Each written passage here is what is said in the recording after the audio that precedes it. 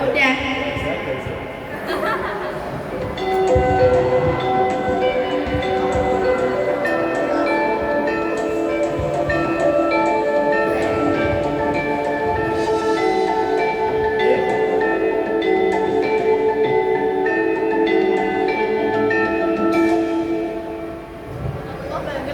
Ing jaman biyen ana sawijining tlatah pesisir Laut Jawa Tengah sing saiki dikenal kanthi jeneng Semarang.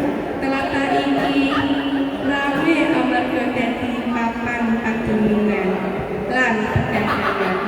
Masyarakate mereka warna ana sing teka saka jero Jawa lan saka njaba.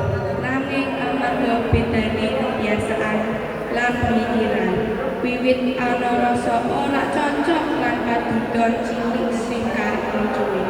Joko lan Gendhis krungu kabar kuwi kanthi rasa prihatin. Dheweke loro banjur weruh ing Semarang kanggo ndeleng kahanan masyarakat kanthi langsung.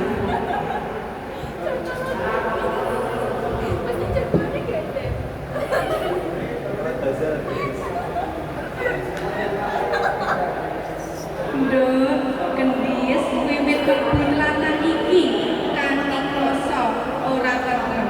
Kahanan masyarakate kaya rasa curiga lan saling percaya. Ora saling percaya.